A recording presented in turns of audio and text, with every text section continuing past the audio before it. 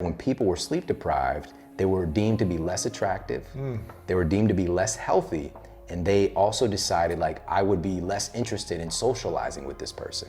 Just in 2 days of sleep deprivation. Why is it so hard to go to sleep? It's just the environment that we live in today, you know, and it's looking again at the question, so what is sleep actually? Losing out on sleep is one of the worst things you can do for your health. And in this video, Shawn Stevenson breaks down the importance of sleep. You got 21 strategies, and what I want to do is maybe we cover 10 strategies. Let's do it. So maybe I'm going to look through the chapter outline, and I'm going to go through 10. Let's do one of them here is get more sunlight during the day.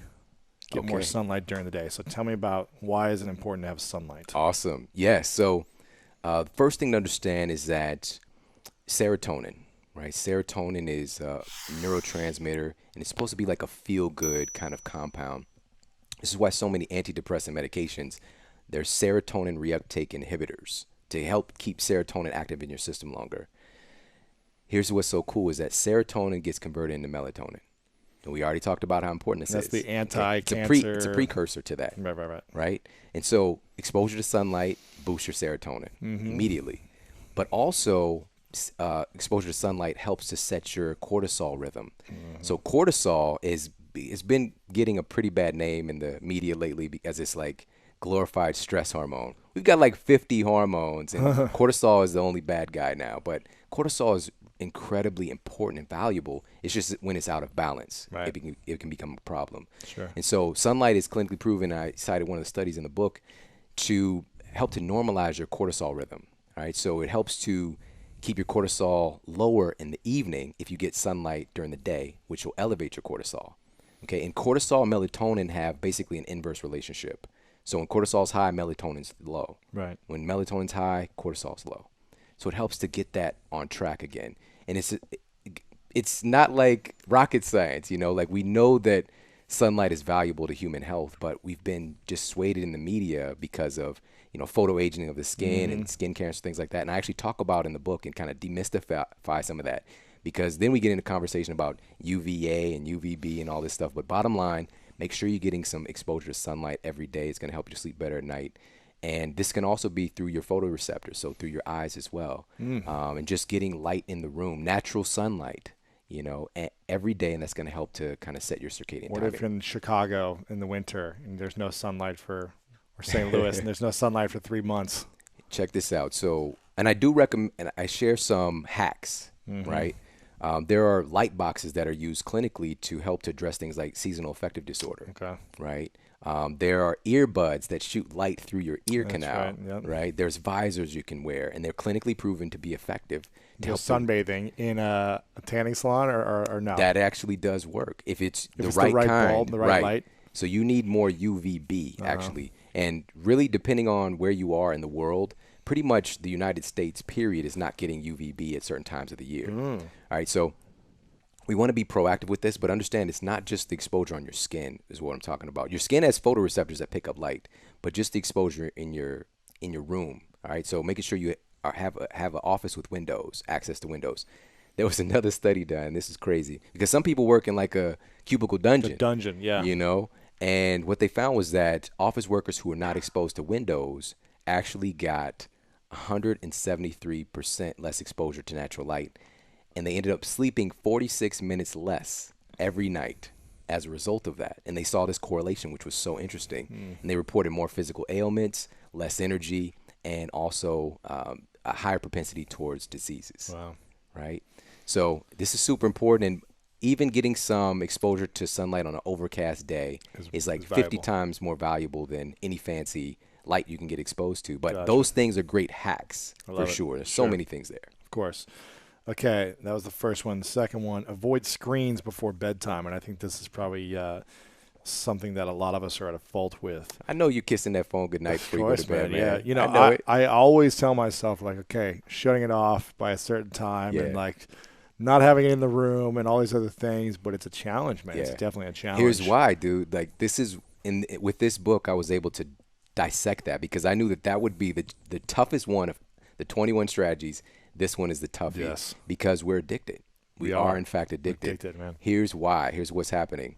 So there's this interesting compound called dopamine, right? And it was once thought that dopamine was related to pleasure, but it's not. Dopamine is all about seeking. It's driving you to seek, right? And so the internet is perfect for this because there's infinite seeking. Instagram is perfect for this because you're continuously going and just there's more to see. But every time you find, you get a little hit from your opioid system. So it's like a slow drip of drugs. Yeah. I seek, I find. I seek, I find. And you get looped in. And it's very difficult to break that pattern. Yeah. And everybody's had this happen where you're like, I'm going to check my Instagram for a minute. I'll check Twitter for a minute. Right. And then it's 30 minutes later, an hour later, and you're still scrolling. This is what's going on. Like our brain is hardwired to get addicted to stuff like this. And these awesome social media apps know how to manipulate our mind and to take advantage of that. So this is a call to take your brain back. I'm not saying I love this stuff. I absolutely love it, but it has a place, and it's being more aware. Now that you're aware, you can catch yourself and break the pattern. So here's why it's an issue at night in particular. So there was a study done at Rensselaer Polytechnic that found that just 2 hours of your device usage before bed was enough to suppress melatonin secretion. All right. So again, you can pass out before. Just being on it 2 hours before, like that span. And so you can go to sleep or pass out, but that doesn't mean you're getting that rejuvenative sleep. So this is why a lot of people are sleeping 8 hours, but they're still tired when they wake up in the morning. Lethargic. It's because melatonin is suppressed because they're on their device right before bed. And it's this blue spectrum of light that's shooting out, kind of pouring into your optical sensors. What if you can stop that spectrum? Is there shades? So is there screen protectors? Is there glasses? There's all of those things. So now, is that okay then if you have the It's Band-Aid a hack. on it? It's a hack. It's not the optimal, but it's the better than. Yes. So absolutely, everybody today can get Flux F.lux. Sorry, F.lux, which basically cools off your screen. Pulls off that. Do you have that? Troublesome? Of course. So I've got on my Do you different. have to see what it looks like, or is it just No, like I don't have a it. film that's like goes over the top? Yeah. of it, So it's a cool app. It does this automatically. It's an app. Yeah. So you just download it on your Yes. phone. Oh, exactly. I gotta get this. Okay. Yeah, and it does this automatically based on your time zone. Oh wow. And the time of year, all that stuff. Amazing. So it pulls out that most troublesome spectrum of light. And so Harvard researchers found that it's not just light exposure, it's the color and it's the luminance, it's the strength of the light. Yes. So green light was like 3 times less impactful to your sleep than blue light in their studies. Wow. So cool stuff like that. So Flux, you can get the blue blocking glasses. Basically, they're like sunglasses. Use those too? With the orange tint. Yeah, I do. Yeah, I've When got you some watch cool TV ones. or something? Yeah, Or, like if you're gonna stay up late and watch a movie a little bit later. Yeah. But the whole thing is to not make that a habit because these are, of course, these are hacks. But the best thing is, and this is so important, especially for our audiences, who are really about taking their life to the next level, and they're missing out on this key component, which is you have to find something that's of greater or equal value to the device. So people, actually connecting with real people. A book. Yes. Something like that, yeah. Playing games with your kids, talking to your family, have sex. Exactly, there's other things that you could That'll do. help you sleep well. Yeah, I talk about that in the book too. But you have to find something that fills you up because that addiction is so strong. And that's really the best tool, which is to avoid the screens in the first place. Yeah. Okay. That's number 2. Number 3, have a caffeine curfew. So what time? I mean, here's the thing. I feel like I don't have that much caffeine, and I almost never drink coffee except for about a month ago. I started doing some intermittent fasting testing, and so I'll have Bulletproof in the morning. Yeah. It's like, what time is it? It's almost 2 o'clock. I still haven't eaten today. And but before, if I'd have like a cappuccino after dinner or something, it would never affect me. Like I never felt like, oh, I'm wired now. Like I could always fall asleep. Yeah. But I'm assuming that it still does something to my brain or my body, even in my system, to not allow me to fully rest. So what is the optimal time how many hours before you sleep should we not have any caffeine? Got it. And by the way, the hours before with the screen time, 60 to 90 minutes. That's all I recommend. So with the caffeine thing, you just said it perfectly. You can definitely go to sleep, but your nervous system can still be active because caffeine has something called. In you, it has a half-life of about 8 hours. So if you have 200 milligrams of caffeine, 8 hours later, 100 is still active in your system. Wow. And so this can keep you out of normal stages of REM sleep and deep sleep. All right. So you can be physiologically laying down and think that you're getting 8 hours sleep. And so this study that was done, They gave people caffeine right before bed, 3 hours before bed, and 6 hours before bed. And they found that even 6 hours out was enough to have noticeable, and they use like monitoring systems, Wow. measuring their brain waves to find out that, whoa, their sleep is actually getting interrupted because of the caffeine. And then there was the subjective, so there's the objective and subjective parts of this test. And people thought like, hey, I got enough sleep. Like, I feel great. But in actuality, their body was lacking that rejuvenative sleep. And what that does is you have this false sense of being well rested, and you automatically, unknowingly start using more caffeine at some point during the day because you're going to have more daytime sleepiness.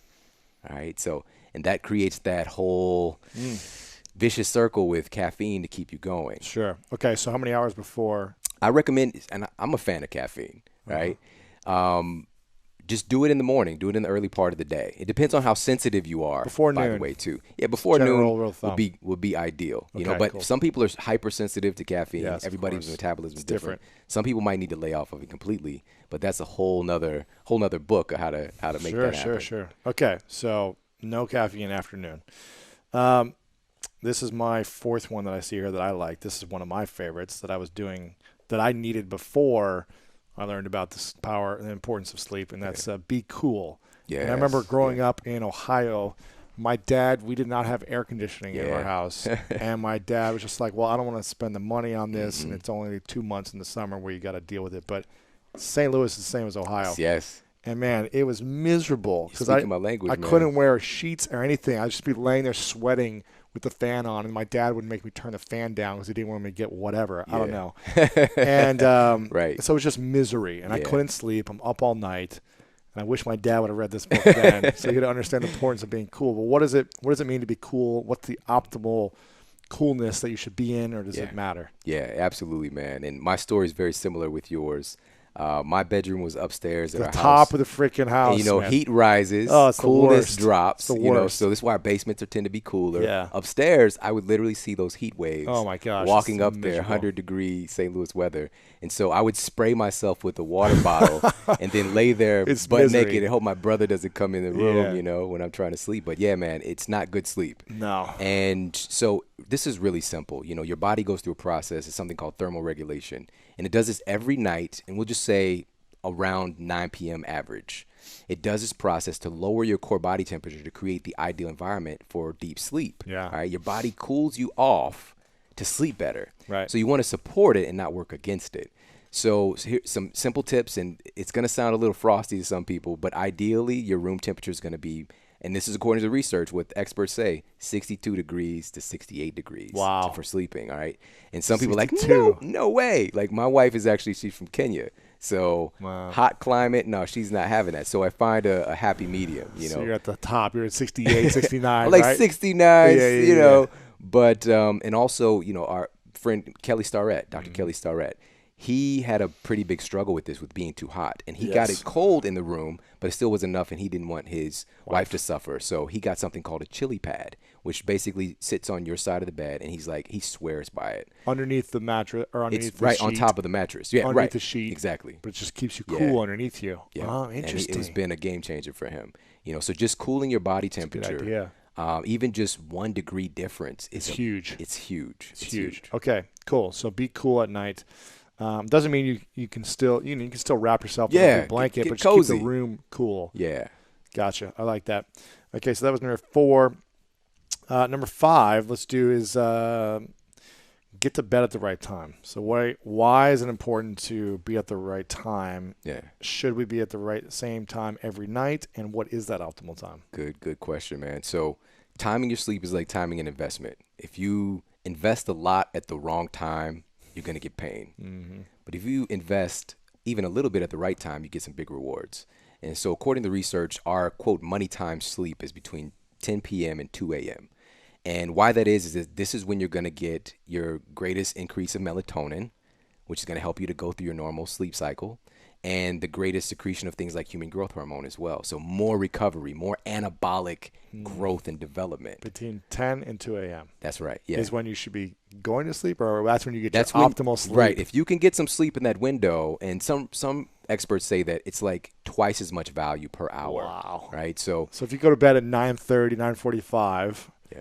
and you're asleep in that window, that whole time, that's the optimal time, Yeah, essentially. and people will notice this when they tend to get to bed a little bit earlier. It's just like, wow, I slept really great. Right. You know, I see your face. You're like, yeah, You when know, that happens, you know. but it rarely happens, you know. And so that's the kind of money time window. But it's not, again, it's not about being perfect. If this doesn't fit your lifestyle, stack the other conditions, do the other things, Yes. you know, because the timing does matter because your body's wired up to work with nature, Yeah. you know, and only recently can we basically manufacture a second daytime. You know, and our systems, our genes are expecting a night cycle for us to get cozy, to get sleep. But we can throw on the, you know, do the laptop lap dance all night long today, you know, watch YouTube videos and Netflix and be on our social media. But our genes are not different from our ancestors even, you know, 100 years ago, let alone thousands. I hear that, man. And so we can evolve through this stuff, you know, like some X-Men stuff, but it's going to take a little bit of time. I hear that, man. Here's a good one. I mean, there's so many good strategies here, but I'm only going to pick 10. Get it blacked out. Yeah. I think this is number 5. Is this number 5 that I'm saying now? I don't think know, it's man. number 5. We'll say it's 5. Get it blacked out. Now, why is it? I did this after I talked to you a while ago, and you'll see in my room, it's got like blackout, pretty much blackout. Yeah. There's a little light that comes through in the morning, but it's pretty dark. Yeah. Why is this important to have a room, you know, pitch black so you can't even see your hand? Awesome. Yeah. So again, so that normal sleep cycle, just helping to support that. And your skin has photoreceptors that pick up light. And even the littlest amount of light. Yeah. There was a study I put in the book that the room was otherwise pitch black, but they put just a tiny light behind somebody's knee. No. And it was enough. Yes. Shut up. It was enough to take them out of their normal stage of sleep. It's crazy, right?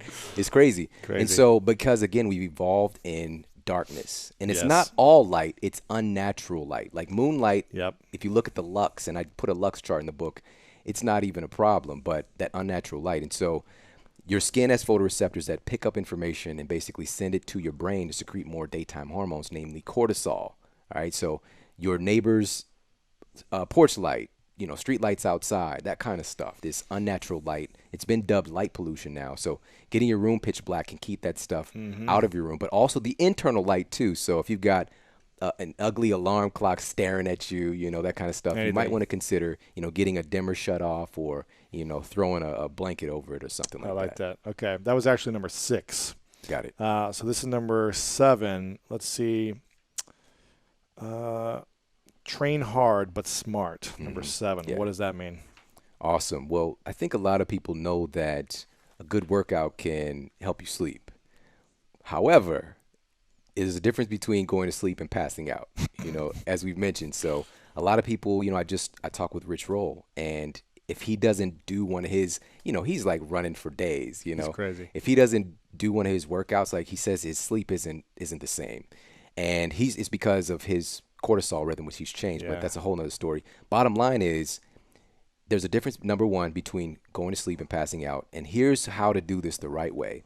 So this study done with Appalachian State University, they broke exercise up into 3 groups. Group A exercised at 7 a.m. in the morning. Group B, 1 p.m. Group C, 7 p.m. at night. Group A spent up to 75% more time in deep anabolic sleep. Earlier in the morning. So early in the morning, if you can get a workout in, it doesn't mean it has to be the time you hit the gym. You can work out in the afternoon, but that initial morning activity is important because, going back to our evolutionary biology, it encourages that normal cortisol spike. So getting up and taking a walk. Yeah, you can do a power walk. You can do a 4-minute Tabata session, do some body weight stuff, or you can do your full workout. Air squats. Yes. Some yoga, stretching, whatever it may be. You're helping to encourage that movement. normal cortisol. First thing in the morning. Yeah. The first hour or something. Yeah, exactly. Interesting. And then what about the full workout? What about if you're like, okay, I'm going to do my hour workout today. When should that optimal time be? If you want to do it in the morning, perfect. If it is and there wasn't much benefit to the afternoon as far as sleep is concerned, but in the evening there was some benefit. But it has to be the early evening. All right, so because if I do work out in the evening, it's okay. If it's the early evening, like so 6, 7, you need about 4 hours. So if your planned bedtime is 11, you need about 4 hours for your cortisol to get normalized and your core body temperature to come back down, which we talked about how important that is. Yeah, because I'll work out and then I'll take a cold shower, but I'm still sweating an hour later. Yeah, but cold shower is a great help though to help to lower your core body temperature. But as still, well. the burn is just like you're a big guy. You're still sweating, so that makes sense. Okay, so 4 hours after the workout, you should take before you go to sleep. Right, right. And some people are like hitting, their jujitsu class at like 8 p.m. and then trying to get to sleep at 10. And that's not optimal. Yeah, it's not. But it is good. You still get benefit if you go up till 7 o'clock or 4 hours before. Right. It's okay. Just try and time it different. A lot of times that we get in issues with this is because we tell ourselves there's not another option. Right. We're infinite beings that have plenty of different ways that we can change things. Gotcha. Okay. I believe that was 7. Okay. So number 8, use smart supplementation. What does that mean? Ooh, man, this is a great chapter, man. This whole working in a clinic, people would sometimes see me like allopathic treatment. Like, what can I take? So I'm having problems with losing weight. What can I take for that? What can I take for my sleep? And that sent me down a path of research and some stuff. And some of the stuff I found it didn't feel good. One of the first things and the biggest supplement for sleep is melatonin. We talked about melatonin a lot already. Just because you could buy it at a natural food store doesn't mean that it's okay. Not all melatonin is made equally. Is that what you're saying? No, not that. This is a hormone, man. This is a hormone. Like you're taking a hormone. And so I cited a study in the book that right now, and there's a lot more being done on this, but right now what's seen clinically is that taking melatonin supplementation decreases the function of your melatonin receptor sites. So they start to downregulate. Basically, your body stops being able to use it. No, you can produce it, but your body won't be able to use it. Oh. All right, so like taking creatine, where you like take so much creatine back in the day, and then it stops using it because it's something like that. Overload of creatine something or like something. That. Okay, but yeah, man. So you shouldn't be taking melatonin. Ideally, not consistently. And this is coming out. Dr. Michael Bruce is somebody I mentioned in the book. Board certified sleep specialist and really smart guy, and he's recommended people to back off the melatonin. But I say everything has a place, everything has value.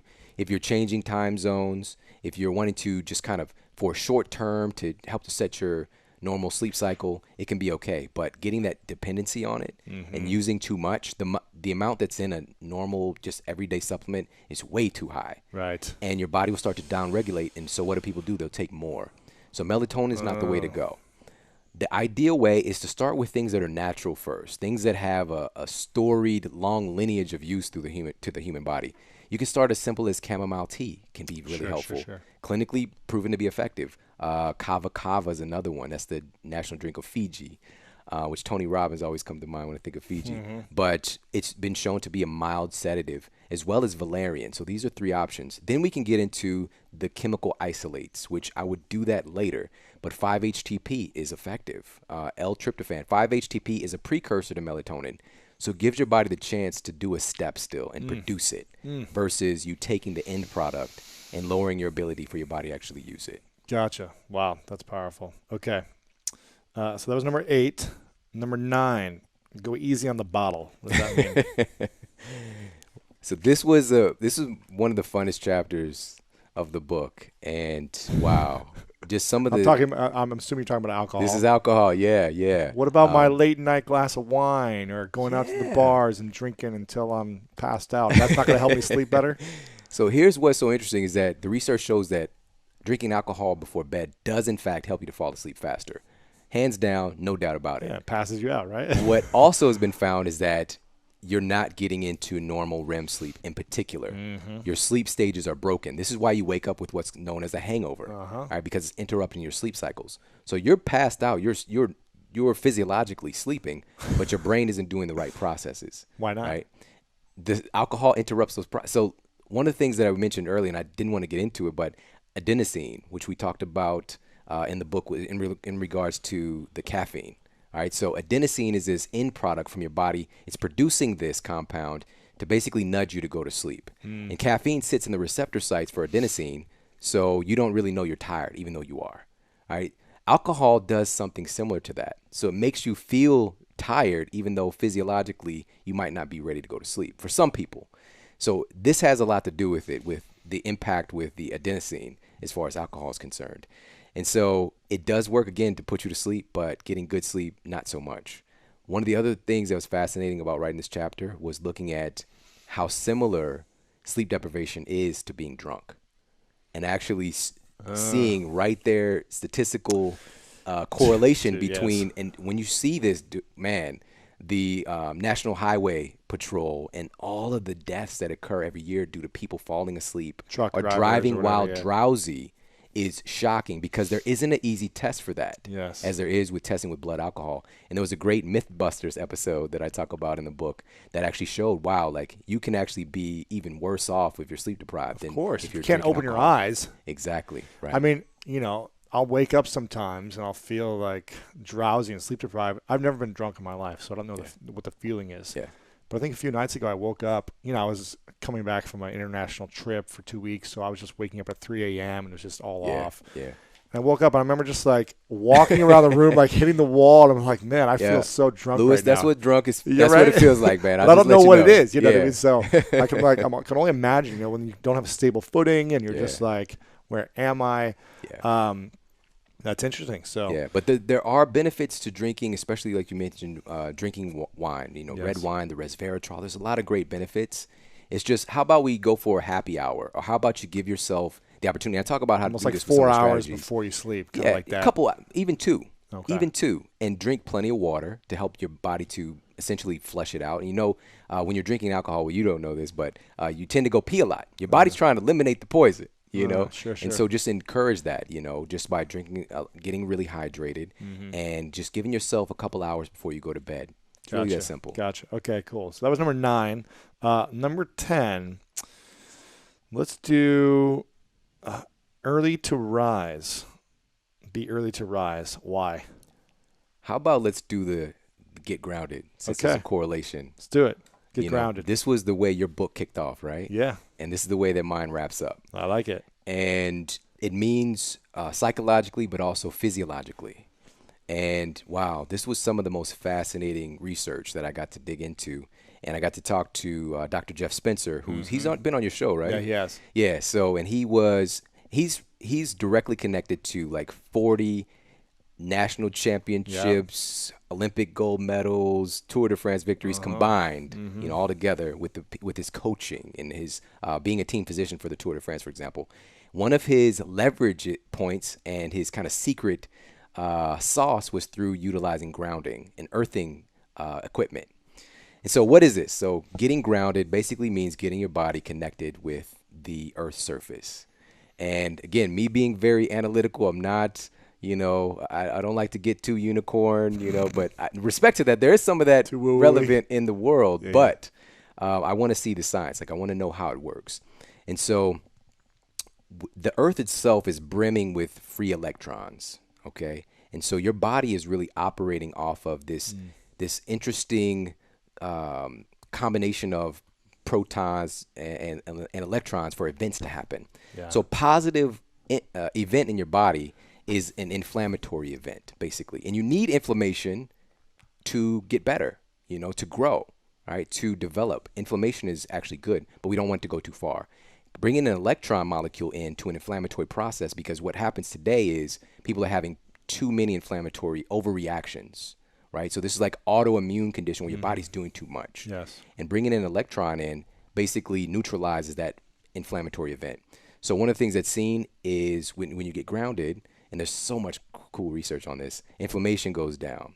Your parasympathetic nervous system kicks on, right? And so there was a study done, and this was a Journal of Environmental and Public Health, and I cited this one in the book, that found that as soon as you get grounded, instantly your parasympathetic nervous system is turning on and your sympathetic nervous system is turning off. So what are those? Parasympathetic is basically your rest and digest system. Sympathetic is fight or flight.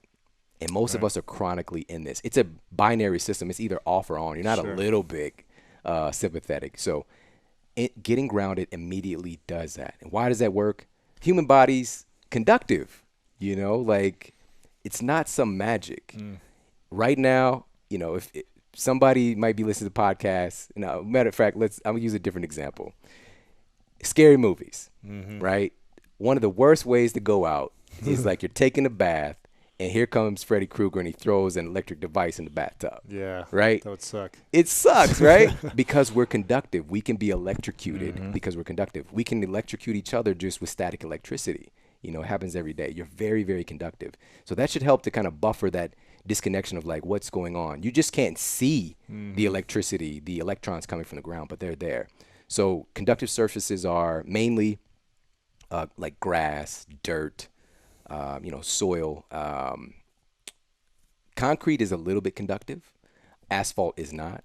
Bodies of water. This is why we feel grounded and ideas come in the shower. Yeah. All right, because those pipes are grounded. Sure. All right. Sand, things like that. So getting your body in touch with those things. And this is why people feel so good when they go to the beach. They feel relaxed. They get better sleep. Yeah. Some people fall asleep at the beach. Of course. Yeah, absolutely. Because your body's actually getting, it's setting the circadian timing is getting back on track. So that's one thing. And also getting grounded. And this was so cool that I saw this. Clinically proven. And so let me preface this. So what Dr. Jeff was using was grounding equipment.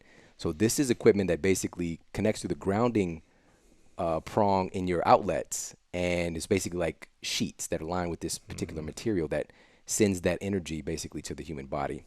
And so there's grounding mats. Like I think you have one. I got one for our buddy John Lee Dumas that he uses all the time. I have a mouse pad. There's grounding sheets. There's all this other cool stuff that basically connects you to the electrons that the earth is emanating. And so there was one study that I cited, getting grounded using this equipment. Number one, it lowered nighttime cortisol. So they monitored the person all night, the people all night long in the study, lowered nighttime cortisol. All right. And also it helped to normalize cortisol during the daytime. So they're not hyper fight or flight just by getting yourself grounded. Right. All right. So super powerful stuff. The inexpensive way to do it, which it helps if you're in California, it's so great to be. I was shoveling snow the day before I came here, but it's easy to get grounded. What other places, depending on the time of year, can be a little bit more difficult. But I encourage you to explore. If it's a little chilly outside and you've got a patch of grass in your backyard, still get out there, roll up your pants and do that. Or you can get yourself some of the earthing equipment that I talk about in the book. Why is it so hard to go to sleep? It's just the environment that we live in today, and it's looking again at the question, so what is sleep actually? We have to start there. What is it? So this thing we're chasing after, we're trying to get more of it, we know it's important, but sleep is really, first of all, it's very strange. If you look at some of the characteristics from the outside, it's like you're unconscious. You know what I mean? You lay there for hours. You're vulnerable. You're not really moving. Your senses are dulled and gone down. Obviously your visual senses are reduced or just none unless you're weird and you have your eyes open. Yeah. But even your auditory, your sense of smell, your sense of touch, all those things reduce.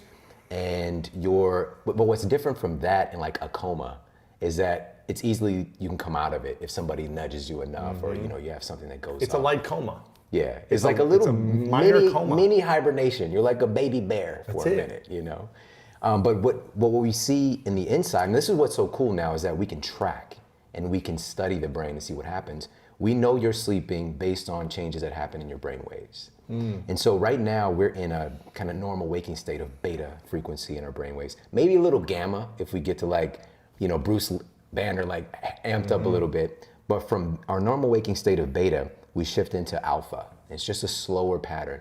And alpha is really aligned with what we would refer to as getting in a flow state, right? It's just a calm, relaxed state of presence. And we naturally transition into that state when we're getting close to sleep. This is when a lot of creativity can kind of manifest. So when we're getting ready for sleep, we get into alpha. Yeah. Okay. This is why it's very good to when you first wake up, because you go in reverse when you wake up. To focus on your day, your goals for the day. Because, so we move from beta to alpha, and then we go to theta. And theta is a really strong transitionary state. In theta, you're in what it would be considered if we looked at it as compared to something like a hypnotic trance, all right? And Theta. And so that's when you're asleep. This is when you're not asleep. This is a transitionary state, very close to sleep. And when you're in a hypnotic trance, like we were just talking about Marissa Peer, I was just talking with her the other day, but we're kind of trying to manipulate that theta frequency to kind of get in there deeper in the brain.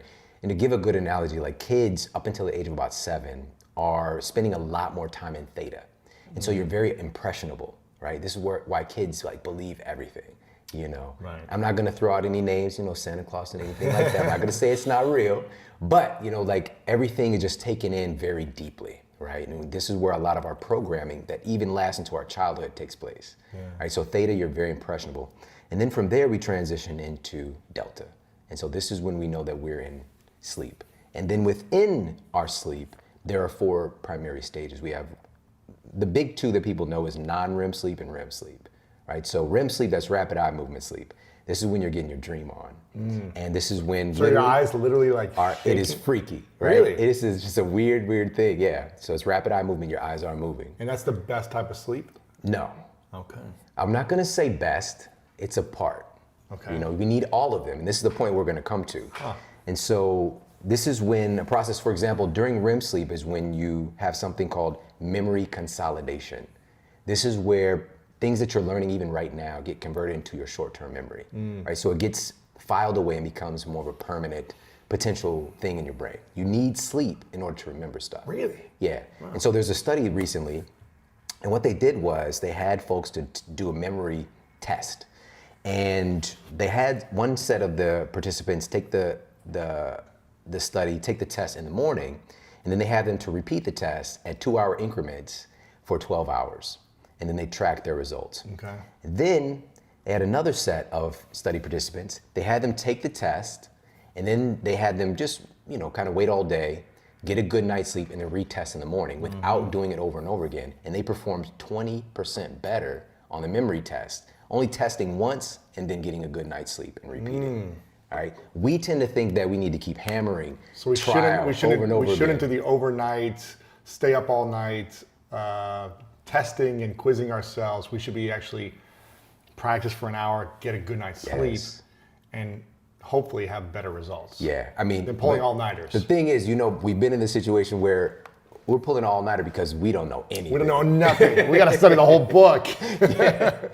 So yeah, man, but that's REM sleep, and then we have non-REM sleep. It's considered more the anabolic deep sleep. Okay. This is where a lot of the anabolic hormones like HGH get secreted, right? And it's also known as the youth hormone. So kids have a lot of HGH. Right. Up until around 18 to 20, we have a big sharp decline in our HGH production. So how do we get more of that? Sleep. You produce the greatest amount of HGH because we secrete it during the day. All of our hormones are based on the time of day. And this is another really important point, is that we're lined up with nature's clock, but we just don't realize it because humans have the unique ability, we can cut ourselves off from it. We could shut all the blinds and, you know, we could just create eternal daytime in this room if we wanted to, you know what I mean? But all of our hormones are getting released in a cyclical pattern. And human growth hormone, our greatest secretion or skeet of the HGH happens during sleep. And specifically during that first stage of sleep, when we go for the first time into deep delta non-REM sleep. That's when we're producing HGH. Yeah. We're creating more of it. The biggest secretion happens then. Okay. Yeah, and so if you're not getting optimal sleep, you're missing out on this powerful vital hormone. And whenever I would hear HGH when I first started doing this research, you know, getting close to a decade ago, I would think of Barry Bonds and like Jason Mark Giambi, McGuire. Yeah. A-Rod, no disrespect, Yeah. no disrespect, Marion Jones, but it's because of ESPN, just seeing the highlights in the news. But human growth hormone is something that we produce, you know, within our own bodies. Right. You know what I'm saying? So How do we produce more of it? It's only through sleep? no, we could with exercise. Okay. You know, especially like Resistance drivers of anabolic growth. So resistance training, but more so like power lifts. You can get a really good secretion. Powerlifting will help produce more HGH. Yeah, and so the And benefit. what does HGH do for you when you have That's more what I of was it? going to go to. So the benefit of HGH, it's not that, what we tend to think is that it makes you perform better, specifically makes you bigger, right? That's what we would think. If you see the transformation of somebody like Barry Bonds' body, it's not that it just makes you bigger and you can hit the baseball faster. They already have these skills. It's the recovery. It helps you to recover a big lot time. faster. My 8-year-old son can get out and run, do sprints with us like crazy where we're just demolished the next day. And he's totally fine. Doesn't feel a thing. He's just producing HGH Right? in that sleep, baby. He's healing. Yeah. You know, he's healing. So it helps with healing. It does help with protein synthesis and also retention of muscle mass. So this is huge. This is something we tend to lose as we get older, is our muscle mass. And I think it's really important for us to understand when we're talking about body composition, weight loss, fat loss, all that stuff, muscle is your body's fat burning machinery, really, that's on your frame. You need to have more of it if you want to burn fat. Yeah, because even as we're sitting, we're not training right now, but depending on the amount of muscle mass that we carry on our bodies has a huge impact on how many calories we're burning just sitting here, our resting metabolic rate. Right. So HGH helps you to retain that muscle that you're out there working hard to build. So those are just a few of the things. So what are the main lifts that you would say? Oh man, I'll tell you straight up, deadlift is like, it's money in the bank for producing HGH. And you're talking like heavy, or is this just like, if you're doing it, it's 70, 80%? I mean, even 80% is pretty good, but we're talking like getting up there close to your max. Really? Yeah, absolutely. And that's for a lot of people, it's like that might be a little bit of fear comes up. Like, I don't want to lift that heavy. I'll tell you right now, I've been in this field for almost 20 years, all right? And what I've seen, people don't get hurt deadlifting. People getting hurt picking up a feather. They're like getting hurt picking up a pillow. Why is that? Just because our bodies are so conditioned to sitting and not performing. And we're not doing the things that kids do that keep them healthy, right? One of those things jumping on the couch, or just running around, or just picking up stuff. When do we do that? We do it as a kid. And then something happens, and we're just like, our environment starts to say, stop playing. Stop playing so much. Especially from where I'm from, it's like, leaving that's something we say, you play too much. Wow, that's so true, man. You play too much. But you should play a lot. You should play a lot. You know what it does, and this is the thing, this is why, both of us love sports. It's a dimension of that that's still socially acceptable, but we love it. You learn boundaries, you learn how to communicate in different ways besides just vocally. You learn how to move your body in space, and like things like proprioception. This is the awareness that of your body in space. You improve your proprioception, your neuroception, all these different aspects of our bodies interacting with our environment and also our internal environment. And if we're not playing, we're missing out on this vital part of our development. What are the best ways we can play, you think, as adults? Oh man. Is it sports, or is it just go out and throw a football or play frisbee, or what are the activities you think are best? It's such a great question, man. This is so funny. I've been thinking about this like the last 2 weeks. I didn't realize I was doing this because my 2 sons live with me. I have 3 kids. My daughter's oldest. My 2 sons live with me. I have a 19-year-old son and an 8-year-old son that live in my house. And we just have a culture of like, we're dancing every day, like, I don't know why, we just do it. We're playing every day. Just the other night, my sons, we sat down and ate dinner together. And then afterwards, they were fighting for like 20 minutes. But it was like, they're play fighting. Sure. And there's, with you being a parent, after a while, it's just like, would you shut up? Like, stop. Like we start getting irritated. You play too much. But then I catch myself like, they're just having a good time. They're learning how to have those boundaries, how to play with each other, how to move in space, how to grab somebody and not hurt them versus hurt them. You know what I mean? So, and they're playing, they're having a good time. And the thing is, I'm the one who usually initiates it. I just want to do it for a couple of minutes. Right, not for an hour. Just like, all right, guys, chill out. You know what I mean? And so that's one of the things is, if you have children, play with your kids. What's that mean, play? Wrestle? A great exercise is, and what I used to do with my son, I mean, we just moved out to LA, so I don't know the landscape as much, but I would take my son to the park, and then I would just follow him and do whatever he does. Whatever he wants to do. Yeah. Just run around. Going through the tunnels, climbing stuff. I follow you. He's the boss. Simon says. You know what I mean? I like that. That's one thing. Okay. By the way, your wife has some of the best home cooking I've ever had is with your wife at your place. Yeah. It's amazing. I can't remember what it was specifically, but it was some like casserole type of thing. Oh, the casserole, yeah. So good, man. The buffalo casserole. Oh man, it was amazing. And then she made cookies. And I know we were both like so done. And then she made cookies. Throw a cookie yep. You know what I'm saying? Crush those cookies. Can always eat those cookies. That's my downfall, sugar. Yeah. How bad is sugar for sleep? That's such a great question, man. Because that's the only, I wouldn't say it's the only, but it's one of the negatives about me is that I eat too much sugar. And then I'll go off of it for like 60 days, right? I'm like extreme. Yeah. I'm all in on a bag of cookies. I can't just do one. Yeah. Or I'll do nothing for a long time. But I think that deprivation can lead to the rebound behavior. Probably. Because You I'm know just what like, I mean? now I need it. Yeah. So here's the thing. So there was an incredible study that was done. And It's difficult to do human studies when it comes to addiction because of the implications, right? But there was a fantastic study done using rodents, using mice.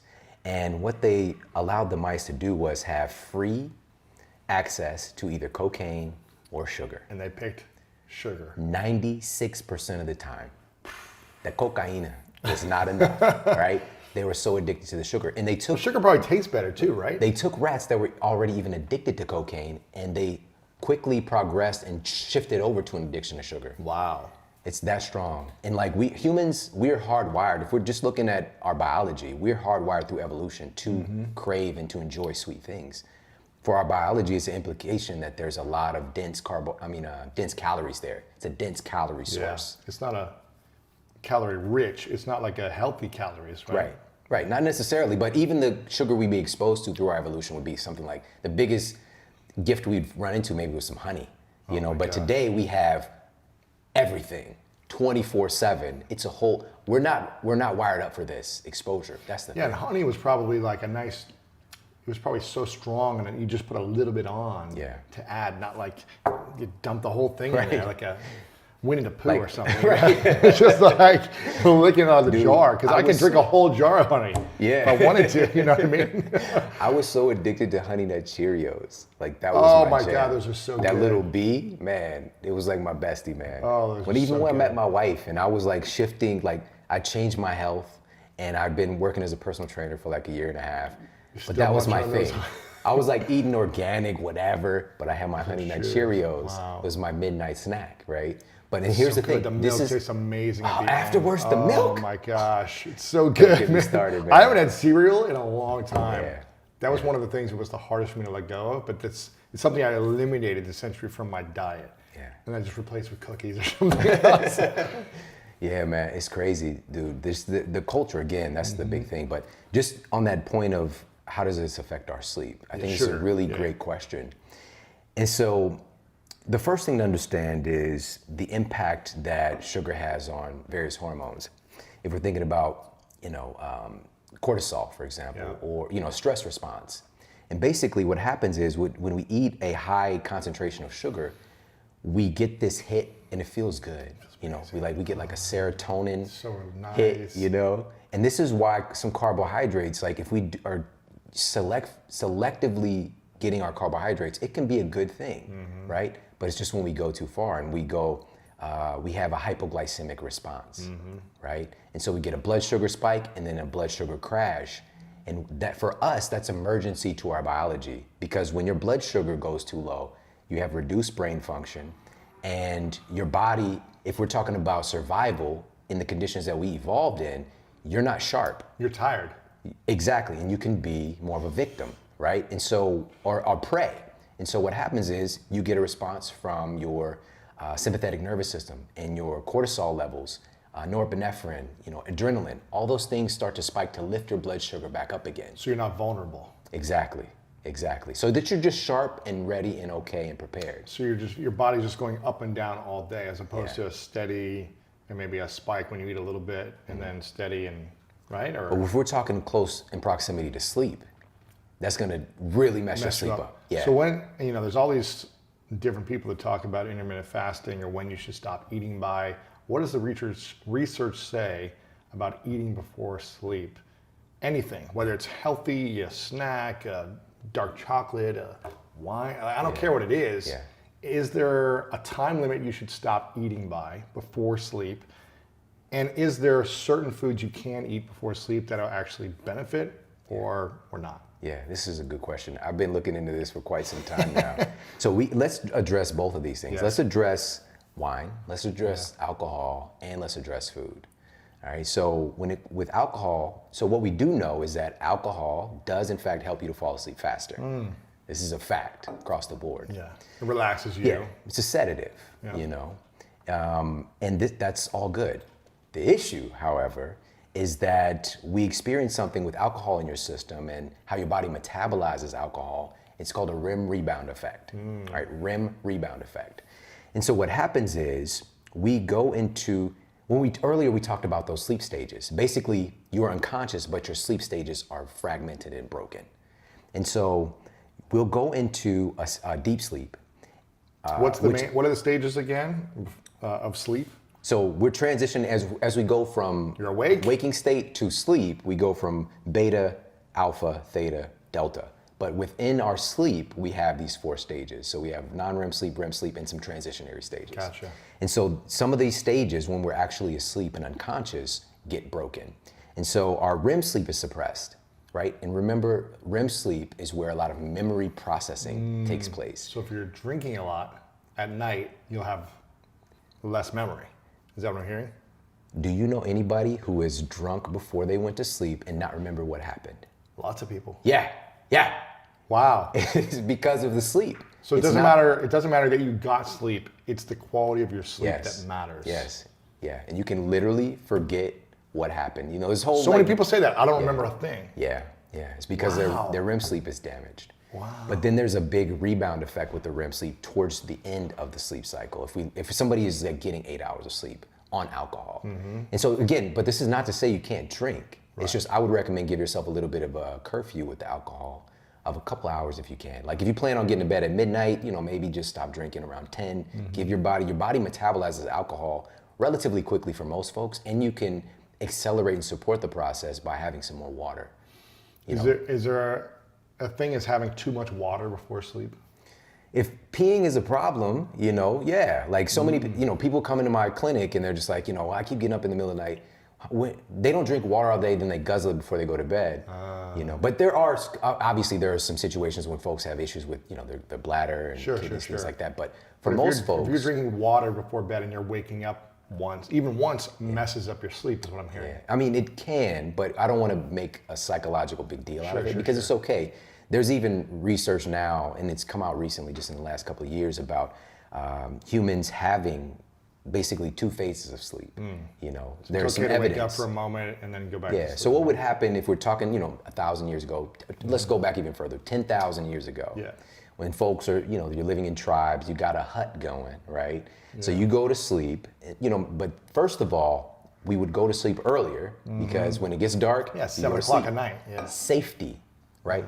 You're not out and about on the tundra, you know what I'm saying, where the lion can see you, but you can't see it, right? You're protected a cave. Yeah. This is, and even if you think about sleep, because again, like I've been just processing this stuff for the last few years, if it wasn't as valuable as it is, we would have evolved out of it a long time ago. Just if you think about how vulnerable you are, right? It's just so much magic happens when you're sleeping that we just can't get anywhere else. And so anyways, we would go to sleep when the sun goes down and wake up maybe, so just say somebody goes to sleep at 9 o'clock. They sleep until maybe 1. You get up, maybe have a little snacky, maybe have sex, maybe, you know, if you got fire, maybe you write or read by fire. But today, phone, right? If we get up, midnight snack, beaming light coming out of the refrigerator. Crazy, right? And, you know, and we're grabbing like a Twinkie, you know what I mean? But then you go back to sleep and you have time to get another, you know, 3-4 hours of sleep in addition to that. So what I'm trying to say is it's not a problem that we wake up at night. And I've seen so many people get just very, just psychologically troubled. Messed up, you know, that I wake up at night. It's okay. It's okay. We have to relax into it and understand that, you know, things happen, our bodies, but for some folks, it is chronic. It's a chronic issue, and it usually has to do with what's happening with their hormones. And if we did a hormone panel, we'd see that a lot of times we call them clinically tired and wired, where even though they're physiologically tired, their body's wired at night. The cortisol is spiking way too early in the evening, because your cortisol is actually supposed to elevate first thing in the morning, like between, you know, like when the sun comes up. That's how we're hardwired. Cortisol is not a bad thing. And that's another thing I want to make clear today. None of our hormones are bad. We wouldn't have them, you know, but it just gets all of the bad press now. But cortisol helps your thyroid to work. Right. Your thyroid is regulating your metabolism. You want to burn fat, you need cortisol, all right? It's not a bad guy. It's just if it's produced in the wrong times or the wrong amounts, it could be a little bit of a problem. Okay. You know, it's kind of, I think of it like Hulk, you know, in the Avengers. You know, it's like, he's got a role, but, you know, he might smash some stuff on accident if he's like given too much responsibility, you know what I mean? So, yeah, so if we're looking at alcohol, just to go back on that, on that 2 point. hours before, don't be excessive with it. Yeah. I'm assuming, right? Yeah. Don't get drunk. Yeah, if you're getting drunk, you better believe like You're screwed. Doesn't matter how much time you got. Yeah. The hangover is a result of the sleep damage. That's really the big thing. Really? Yeah. So if you get a great sleep, you shouldn't have a hangover. Absolutely. Yeah. But it's hard to have great sleep if you're drunk. Yeah. You can forget. I mean, forget about it. But also, and I know that a lot of people experience this, that you can handle it more when you're younger, right? Yeah, but it's still, you're not going to remember things. Yeah, I'm not saying that part. Yeah. And also we're accelerating our aging when we do stuff like that. Sleep deprivation, I don't know if you talked with her, but I was talking with Alyssa Epple. And so her co-author of The Telomere Effect, Dr. Elizabeth Blackburn, she won the Nobel Prize for the discovery of telomerase. And so telomeres... You need them to be longer for you to have a longer life. Telomerase is an enzyme that can add length back onto your telomeres, essentially reversing the aging process. Essentially, it's very complicated, but just as essential. But what shortens your telomeres faster than anything, apparently, is sleep deprivation. So if you're pulling all-nighters, you're doing 4 hours of sleep only, and you think that's cool, it's not cool. It's not cool. You're accelerating the time that you're going to kick on. You're going to die quicker. Diabetes, heart disease. We used to see this stuff in folks who we describe as, quote, in the elderly population, arthritis. Then it started to happen generations younger and younger and younger. Now we even have children who are getting adult onset diabetes. We had to change the name to a type 2 diabetes, right? Because it's no longer just adults getting it, right? And so just to make that clear, and I know this from experience because this happened to me. I had basically arthritis of the spine when I was 20, right? In track practice in St. Louis, I was doing a 200-meter time trial and I broke my hip from running because my body, I accelerated the aging process so much. Really? Because of the way I was living my life. You weren't sleeping well? Nothing was well, but a big part of me for me is like, what are you making your body out of? Which we know we'll get into and talk about another time, but if you're not giving your body the raw materials to build your house, your physical house, it's just gonna do a patchwork job. I don't remember you saying this. You broke your hip in practice. At track practice, no trauma, nobody hit me, 200-meter time trial, broke my hip. Man, Bo Jackson up in here. Dude, I ran a 4.540 when I was 15. Wow. You know what I mean? Like everything was looking great, but just. What were you doing? Man, I was made out of true story. I was made out of probably 5% Emo's pizza. You know what I mean? Oh my gosh, it's so good though. Clayton, Missouri, man, Emo's pizza, it's so good. I barely ate. I didn't eat a salad until I was in my 20s. I didn't eat salad until about 5 years ago. Till my 30s, man. Yeah, but you were sneaking other stuff in though. I was doing veggies. I was doing other stuff. But yeah, I didn't eat a salad because I'm still a picky SOB right now. Yeah. But it's like every year I evolve more and more and I try new things. But I figured out a way to make a salad taste great. Yeah. Because I never liked the dressings. They always smelled bad for me. But Sweet Green, have you been to Sweet Green yet? I don't think so. It's so. Amazing. There's got to be one by you. Sweet Green. It's kind of like just a build your own salad. So it's like I can throw some chicken in there or I can throw something else, but it's got a dressing. I found one dressing that I like. It's like this spicy cashew, and that made the difference for me. So I'm just fill up all the veggies in there and just a tiny bit of cashew dressing, and it's like I'm good. And I try to eat that almost every day. Ooh. So now we know your secret, man. So it's the spicy cashew dressing. It's a little bit, not too much, because I don't want to be drizzled with calories and all this stuff. It's just a little bit. And what's in the salad? So I put romaine and arugula and romaine or baby spinach. I mix up that 3 combination. Usually just do 2 of them. Sometimes I do kale, but it's a little too hard for me now. So I do arugula and baby spinach usually, and then romaine. And then I put carrots, onions, sometimes squash, cauliflower, broccoli, sometimes sweet potato based on what I'm doing. Then I'll put, chicken and a little bit of that cashew sauce, and that's it, man. Man, congratulations. You were adulting so hard right? Now, but it's like, those are the only ingredients that I'll put. Yeah. Listen to the this, same thing over and over.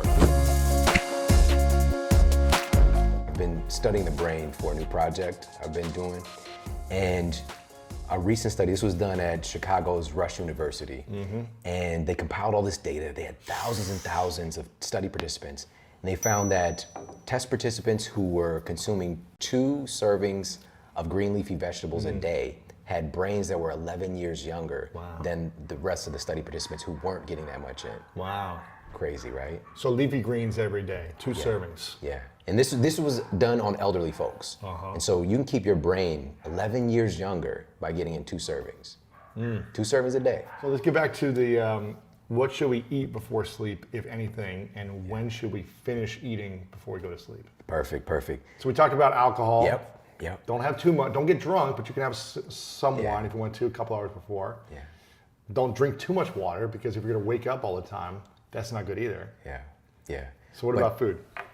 So with food, there's contradicting information out there on this, you know, and so some of the best data shows that having a little bit of carbohydrates for your evening meal, for your dinner. So I'm not saying like eat a chocodile and then go to bed. I'm saying like, you know, if you have dinner at 7, 8 o'clock, having a little whack of carbohydrates, it helps to produce serotonin. What are the best carbohydrates? Like sweet potato? Well, you just mentioned it, sweet potato. Cauliflower. I mean, you know, vegetables are carbohydrate dominant foods, but you know, some a little bit denser, you know, so we could say sweet potatoes, there's quinoa. When we get into these things, everybody's different. Everyone's different. Okay, we could Might do a be whole show grain-free, talking it might on be this. yeah. You know, there's like saponins in, you know, the quinoa that might be trouble for some people. Right. It could be white rice, brown rice. It could be, you know, a little pasta. You know, it depends on the person. Oh. There's different kinds of pasta now. Luz. Exactly. You know what I'm saying? There's like cauliflower pasta. They make pasta out of everything. You know? Zucchini pasta. Right, zucchini pasta. I think I saw like there's some coffee pasta. I don't know, wow, man. I'm really? just kidding. Yeah. That would be crazy Banana though. pasta. Yeah. Okay, so you can have a little bit of carbohydrates for your meal. Fruit is another obviously Really?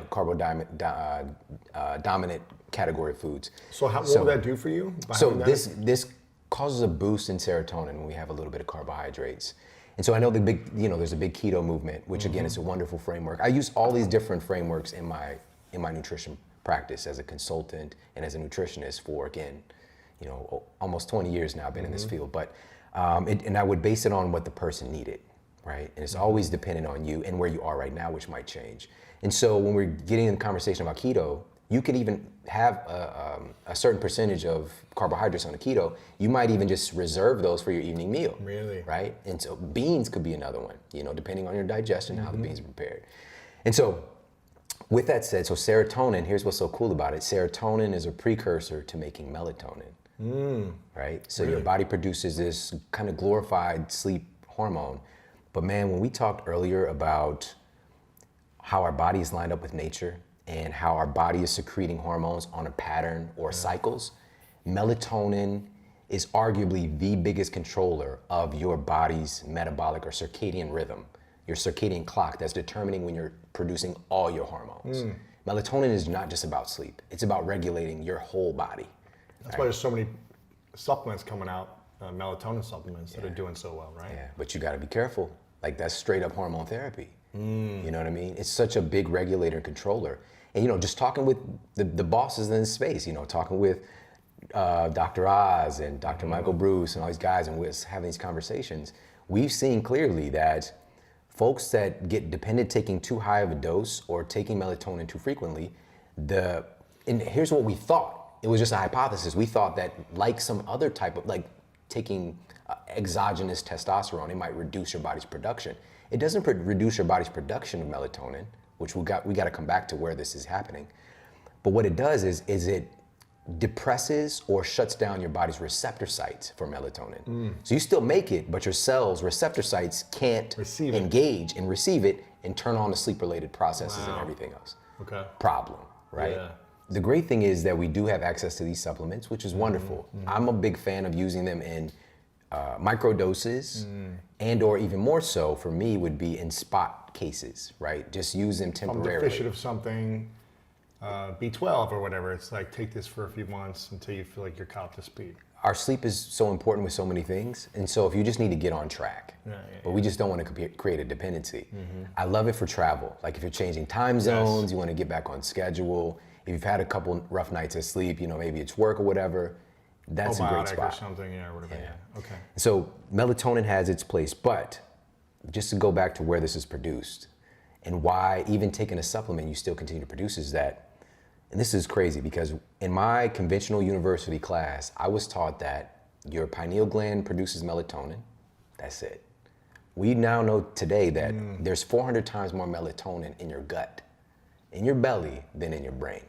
All right, so this microbiome, all this science and all of this discussion happening now, it really is the final frontier when we're talking about health. It's the interface between the outside world and us. You know, it's like what we're taking and putting in our bodies.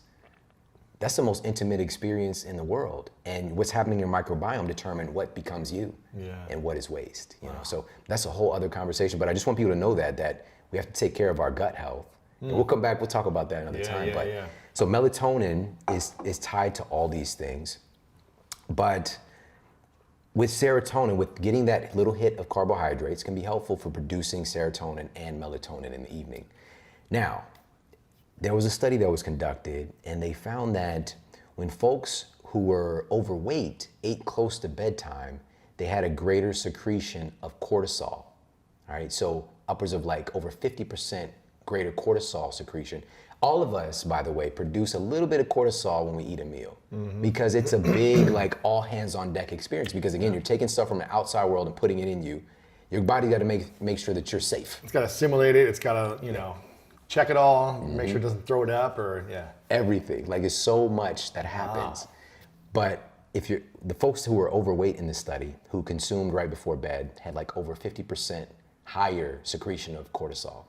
And the problem with that is that cortisol is kind of like the antithesis or like has an inverse relationship with melatonin. So if cortisol is high, melatonin gets So you're not tanked. sleeping well if you're eating right before bed. Yeah. If you're overweight, obese, there's a higher propensity, and this is why there's some efficacy behind the statement of don't eat before bed. I don't like that statement as a blanket statement across the board. I don't. However, I do like to, looking at the research, it's saying, you know, so just to be a little bit more mindful of that. But the problem is like, number one, if you want to have something, have something. Yeah. It's more stressful trying not to have a snack if you want a snack. But also part of the reason we might want to have a snack, you know, at 12 o'clock at night is because we're up, you know, Netflix and chilling, you know what I mean? You should be asleep, buddy, right? You should be asleep. So that's part of it, is just our practices and our culture around food and us not getting the nutrition we need. But it's our culture around food. And so it goes back to like, you need to be sleeping. A sleepy brain is a hungry brain. Really? Right? A sleepy brain is a hungry brain. So if you're tired, you're hungry? Absolutely. I call it tungry. You got hangry and tungry. I think that just happened. Yes. An angry brain is a hungry brain too, right? Yeah, absolutely. Absolutely. So why is that? Why is a sleepy brain hungry for food? Oh man, this is so crazy. Listen to this. So there was a study that was conducted and they found that eating a meal, I'm sorry, let me get a drink. Yeah, you're good. So sorry. Getting a little cotton mouth. Okay. So there was a study that was conducted and it was crazy in what happens with the brain and your nutrition and glucose reaching the brain when you're sleepy. And so across the board, even though we can use ketones for processes in the brain, we all know this, but there are certain parts of your brain that can only run on glucose. And so what the study found was that when folks were sleep deprived just one night, all right, so one night of total sleep deprivation was used in the study. So that's basically if we stayed up for 24 hours from now until the same time tomorrow, they found that there was a 12% reduction in glucose reaching the brain. All right, so this is literally your brain is starting to starve. And what happens when that happens, when we go back to that evolutionary perspective, it's danger, right? All hands on deck, cortisol response, adrenaline response. It is a dangerous situation. Yeah. And they found specifically 14% of that carbohydrate reduction or glucose reduction reaching your brain cells was from the prefrontal cortex. So that's the most human part of your brain responsible for executive function, social control, distinguishing between right and wrong. So your ability to even choose whether or not to eat a food is dramatically reduced because your brain is like starving. If you've ever had ice cream, if you've ever had cookies, if you've ever had a candy bar, your brain knows, hardwiring, I can get a dense source of glucose to shoot it back to my brain because I need it. Yeah. And so that's when we get into a battle of our biology versus our willpower. Your willpower is going to lose out eventually. It's true. You know, even for the toughest among us. You know what I'm saying? So, but why stack conditions against yourself? And we do that when we're sleep deprived. And so that's what I want people to know is that it's not, a lot of times these things aren't necessarily your fault when you're trying to battle it out and not eat a food. It's because our brains are usually, a tired brain is a hungry brain. So what would you say is the optimal evening routine, or the one that you do? Yeah, that's a great question, man. Great question. It's evolved, you know what I mean? And that's what I want people to take away too, is that you can change. There's so much cool stuff that we can do today. Yeah. You know, you got meditation, you got journaling, you got, Tai Chi, you know what I'm saying? There's all this stuff you could do, playing board games. There's that cool, have you played the Heads Up? Oh yeah, it's great. Right? It's you great. know? So you've got all these cool things you could do to hang out with your friends, spend time with your significant other. How do we fit it all in? Well, you don't have to do everything, or you can do each thing in a micro way. But so for me, my current evening routine is, number one, just kind of the hallmark thing for me is giving myself some tech-free time before I go to bed, before I lay my head down. At least 30 minutes. Yeah. We all can do this. And Harvard researchers have confirmed, I talked about this, and I've pushed this into culture like the last 5 years hard. So if people have heard this, you know where it came from, all right? I've been really working to get this out here. And we've got them right here, man.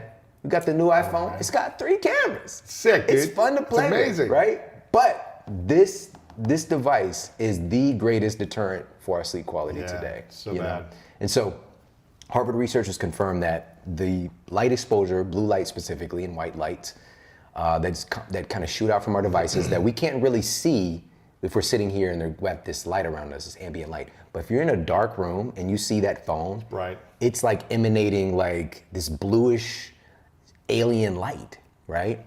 And so what they found was that this light does in fact suppress your melatonin secretion and dramatically increases cortisol. And they got numbers on this. So what they found is that approximately every 30 minutes you're on your device at night, you suppress melatonin. I'm sorry, I said it wrong.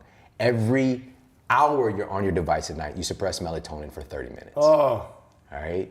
Every hour you're on your device, you suppress melatonin for 30 minutes. So if you're on your device 3 hours, melatonin suppressed for 90 minutes. Wow. Right? And so again, even though you might be unconscious and go to bed and you're not aware anymore, you're not going through your sleep cycles efficiently.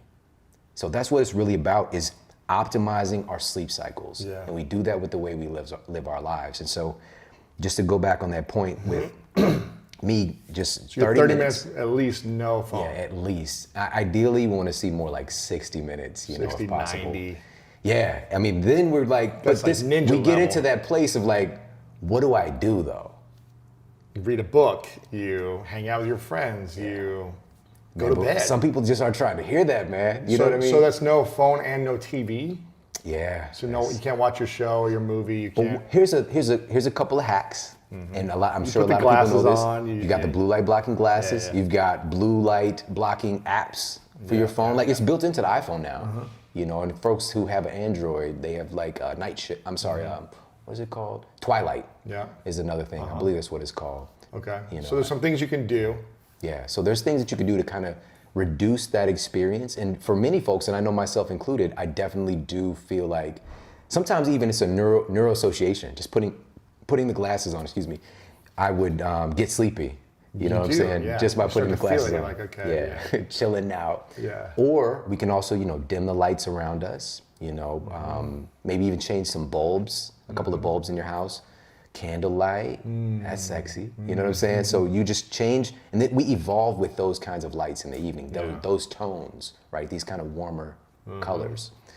And so that's what I do. I give myself a 30-minute curfew, and I really love to just kind of take some time, hang out with my wife, we'll talk, I'll do some reading. This is when but it's a light dimmer. Yeah. Light's a little bit dimmer. I'll do at least probably 10 minutes of reading, 20 minutes sometimes, if we're not, spending some time together, you know what I mean? Yeah. So we have that, and then for me, I love if I get a chance to do a magnesium bath in the evening.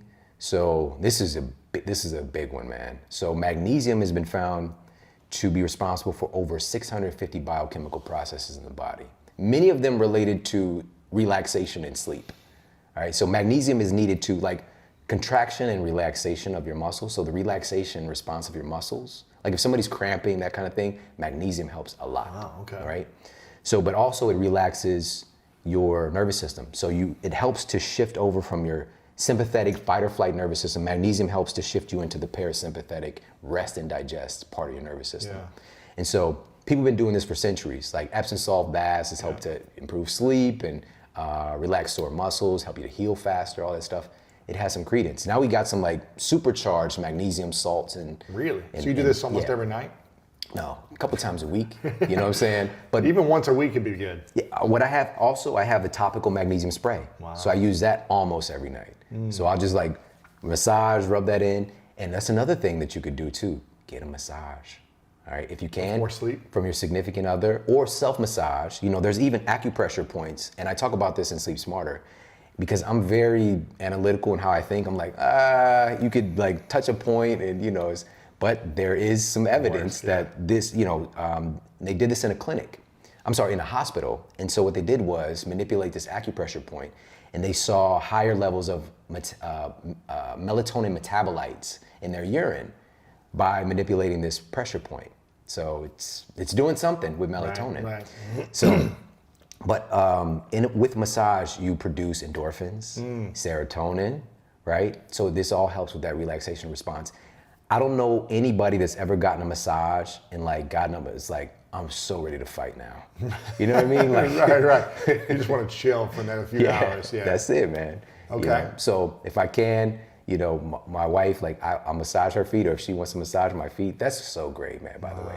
Or I got like a little tennis ball and I'll just like put that on the floor and rub that around on my feet, you know, the bottom of my feet. So there's another couple things. And so some of these things are not as consistent. Consistent things for me is screen curfew, reading, time with my wife, and magnesium. Those are my things. And no food at a certain time, probably, right? Yeah, I don't even think about it because I'm nourished and I don't have a hungry brain. So if I eat, you know, we finish eating at, you know, 7 or 8, whatever it is, like I feel good. Like I don't need to jam any food before bed. But the other thing I do as I'm walking into the bedroom is I turn the thermostat down. Make it cold. Yeah, and we've talked about this before. Yes. And so 69. Yeah. That's what I keep it at, man, every night. Yeah. It's so good. It is, you know, and this goes back to that evolutionary process, evolutionary biology. We have a natural drop in our core body temperature at night, 1 to 2 degrees. Yeah. And what the theory is, because again, like a lot of stuff we don't know specifically why, but is that our body uses a lot of energy to try to keep our temperature up.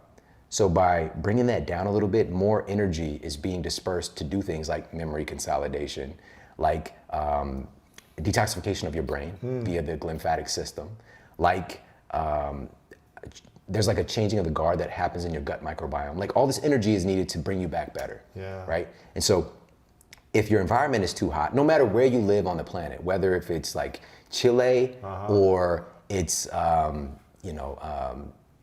Antarctica, it gets, well, that might not be a good example, but during the daytime and during the nighttime, the temperature is different. The temperature goes down a little bit at night, no matter where you are. And so if you artificially keep it high, your body's gonna kind of be trying to fight to bring itself down. So help it a little bit. Today we do have access, a lot of us, to regulate our thermostat. At least, you know, like during this time of year here in LA, like you can get down, you know, 50s and 60s, like you can just open a window, you know. And so, so that's what I do. I turn the thermostat down or turn the heat off if it's been on. Sure. Yeah. Amazing. So that's your evening routine. Yeah. I love it, man. What else do we need to know about sleep? We've talked about sleep sanctuaries and making sure you have the snake plants and all these other things. Do you still do the snake plant? I have not we just moved, so I haven't gotten my whole thing optimized, except like we got some blackout curtains because you know, when you came to my house, like we were out in the woods. You know what I mean? Dark. It was dark. You don't need blackout. Right? You got. It was like, you know, maybe a little moonlight, but that's our bodies. We evolved with that. You know, that's a natural spectrum of light, and the lux is so much less than what's beaming out of your telephone or the sun. But now, you know, we're like in a neighborhood, so I got some blackout curtains again. But something else that I think people would be interested in is still the buy-in. Like, why does this matter? Why should I be looking at optimizing my sleep for 2020? Yes. You know, like this is a new decade. This could be the best decade of your life. But it's also with all these opportunities and work harder mentality and be more productive, you're going to get less sleep, less quality sleep if you have that mentality as well, right? If you're like, so many opportunities, it's a new decade, let's crush the decade. That type of thinking could make you hurtful in sleep, right? When you said crush, Yeah. I immediately thought of Gary Vee. Of course. And he's like the guy everybody seems like, he's out there just dominating. His thing now that he's out talking about, he gets 7 hours of sleep a night. Yeah. I talked with him maybe 4 years ago. We're having dinner, and this is Beard Gary Vee. Yeah. I don't know. He did his little moment of beard. Yeah. And I was just like inquiring, like, hey man, so what's with your health practices? Like, you're trying to play the long game. You're talking about buying the jets. How you gonna do that if you're dead? Yeah, if you're dead. If you're dead. D-E-A-D, dead. Yeah, exactly. So what he was like, he's hired a trainer Yeah. to travel with him because he knows himself to keep him accountable on that end, and he gets his sleep despite what people think, right? Right. And so just keep that in mind. The people that you're looking at and the people that, even the ones that are saying, sleep is for suckers, I promise they're sleeping. I promise. They gotta be. You can't operate, and also they might not be sleeping enough and they're not reaching their full potential. You know what I mean? So be very careful about that, because what you want to do, you don't want to just execute. You want to be the very best version of yourself to get up and execute. You can accomplish so much more when you feel well. I think I saw Steve Harvey talk about, he mentioned something. I think he said sleep is for those who are broke or something like that. Yeah. Did you see this? I know what you're talking about. Yeah. I think he said something like that. I don't know if that was Steve. It might have been him. Yeah. Was he that said him that this, said that? He said this recently, or I saw a video came up about a month ago. He's like, sleep is for broke people. For broke people or something like that, where it's like, you got to work harder than people if you want to make money, right? You got to spend extra hours and things like that. But again, like I know a lot of these people, man, who have these messages, and even, another really good friend of mine, and yours too, Eric Thomas, right? He's another person, out there. But he's shared this. And he's like, I wake up at 4 a.m. or 5 a.m. But he goes to sleep early. Like we've been hanging out for a long time. He goes to sleep at like 8 p.m. or something, right? He's knocked out, all right? But he's getting up and grinding, right? When he's up, he's trouble. So his thing is, get enough sleep, but don't sleep in. Don't oversleep. Don't be lazy. Yeah. That's the difference. It's not don't sleep. That's killing yourself. And you're not showing up as the best you, as we kind of gone through today. Is there too much sleep? Absolutely, yeah. We can, and I know that many of us have experienced this where maybe we sleep longer than normal and we're tired. Like we're super tired when we get up and we're like tired for a while. And a big part of that is just kind of even how we're interrupting our sleep cycles, But that's a, really unique conversation. What is the optimal amount of hours for most people who live busy lives, who are pushing the envelope on work, family, activities? They're doing a lot of things. Yeah. They're trying to fill it all on their plate, achieve their goals and do everything. What would be the optimal amount of hours of sleep for those types of people? I'll tell you right now that 8 hours is not enough for some people. All right, for some people it's 6. For some people it's 7. For some people it's 9. It depends, man. It's the answer that nobody wants to hear because, these so-called experts are like giving people these cookie cutter answers like, you need to get 8 hours of sleep. I think that's wildly negligent to tell people that, because you can become neurotic about something that you don't even really need. What it really boils down to, if you're getting 8 hours of shitty sleep, for me, I liken sleep minutes to calories. Like today, most people are well aware that it's not just the quantity of calories, it's the quality of those calories. Yeah. For same thing, it's the quality of those sleep minutes, not just the quantity, right? So you can get if you're looking at, what did I mention earlier? A chocodile, right? Versus wild caught salmon or, Lewis's salad. Yeah. Is there a name of the salad? I should call it Lewis's the salad. Great Salad or something. Because it's a custom bowl. It's the greatness bowl. Yes. The salad of greatness. Yes. So a chocodile versus the salad of greatness, it's going to have wildly different impact on what it does to your metabolism, right? And so the same thing with your sleep minutes. You can be getting 8 hours of chocodile sleep because of your blue light exposure, because of you not tapping into thermal regulation, because you having issues with blood sugar regulation, and listing goes on and on and on, some of the things we talked about. Or you can get an incredible optimized version of that sleep that only takes you 6.5 hours, where you're going through your sleep cycles efficiently and you're waking up feeling like a beast, right? The answer is it depends. The quality of your sleep and who you are and what you're doing right now. Yeah. Because there are times in your life when you've had to sleep more. Absolutely. right? If you're like somebody's training for whatever, your body just needs a little bit more sleep. Maybe you're under a lot of stress, whatever the case might be, it's gonna change. Now we have to honor our bodies. Obviously, I'm a big fan of routine because your body's always looking for routine. But when you're up, life is dynamic, like things are gonna happen. And so I allow myself to change my sleep schedule a little bit, and I try to stay within a nice framework. But if something's going on, like, and I know that I'm stressed, like, man, you know, like I really need to back off. I need to recover. I don't need to push it down more. And this also just comes with experience too. Sure. You know what I mean? So that I can wake up recovered and get back on my grind. You know what I mean? And so, but just a little quick thing that I wanna share with people, that's another big buy-in point, is that our sleep quality affects our appearance, right?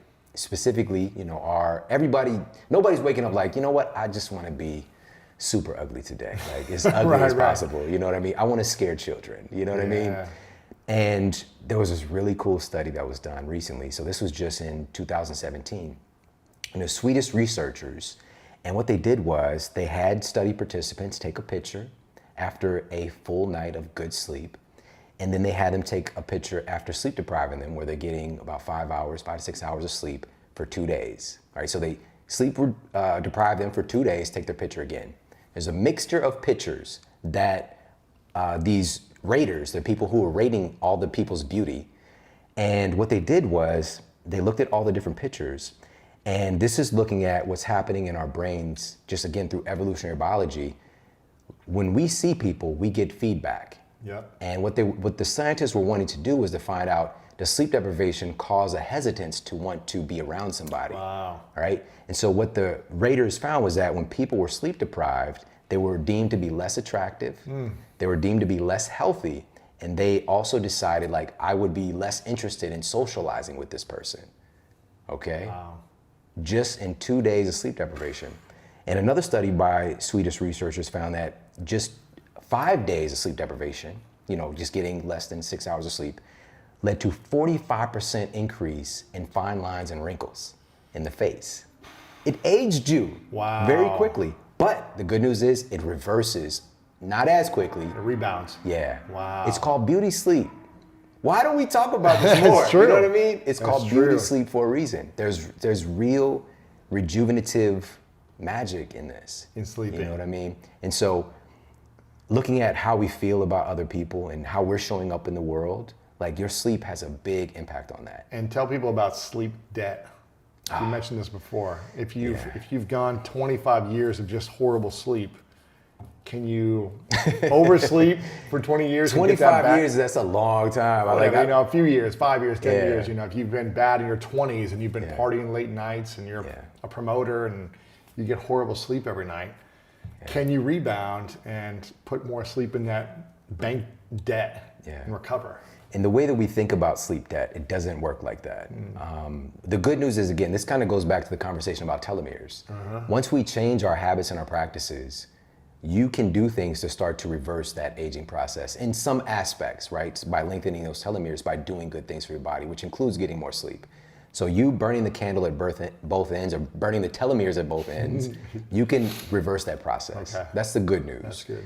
Now, in the context of sleep debt, so if you're just sleep deprived for, just say you're going like months at a time, getting, 4 whatever hours, your incidence of heart disease is skyrocketing, heart attack, stroke, diabetes, all this stuff is going up. Chances are you're not going to make it very far. Some people, even people listening, are like, well, I'm fine. You got to be careful about that. Now, that sleep debt is a lot to pay back. If it's like a day or two, maybe 3-4 days at the most, and you kind of catch up, maybe on the weekend, that can be helpful. But it's still like you're not getting back as much as you're taking out, if that makes sense. So the best strategy is to get high quality, for the keywords, high quality sleep more consistently. And then if something happens where it throws you off, like, you go out, whatever, like you got an event for a couple of days, all good. But guess what? You're going to probably be pretty destroyed, and you're going to want to sleep more and recover. Of course. Yeah, of course. You know what I mean? But if you're constantly dipping into that bank account, you can't readily pay it back as much as we think. Why did you decide to talk about sleep in the first place? Wow. Because you talk a lot about health too. Right. You got the Model Health Show. Right. But why sleep? Why is that your expertise? Yeah. Why? Well, man, it was really, I'm a very analytical person by nature, Uh-huh. and so working in my clinical practice, seeing incredible results with people over the years. For example, working with people with type 2 diabetes Mm-hmm. and helping people to get off things like the metformins and potentially being on insulin, things like that. And we had over 80% success rate. Wow. It's pretty shocking.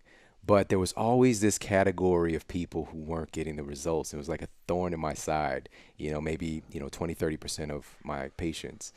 And so after doing a deeper dive and a deeper introspection myself, I start to see, hey, there's a problem going on with stress or sleep with these Mm. people. And after we get their sleep dialed in, then all of these results will come flushing in. And so that was number one. Number two, having my show, the Model Health Show. We were about 50 episodes in. We were still a baby at the time. And I did 3 episodes on sleep. And I looked at the downloads, and they were in the top 10, those 3 episodes. So it was like, people want to know about this. Wow. And that's when I put the initial book together. And like you said, it did amazing. It just kind of took off on its own. But, even hearing the name Sleep Smarter, a lot of people are like, yeah, I need that. So Right? it Yeah, kind yeah. of the best form of marketing is a great product. Absolutely. So what, I mean, were you a sleep expert before, or did you just start saying, okay, my audience wants this information. I did couple podcasts on this. So, let me just put out a book. Or did Yeah. you say, okay, now I'm actually going to dive in and do the research. Right, Are yeah. there other sleep doctors or experts who add to this information that you learn from, or Yeah. what makes you credible in this Yeah. space? So for the first thing is personal experience always. Mhm. I tell people you don't truly know anything until you've done it yourself. Yeah.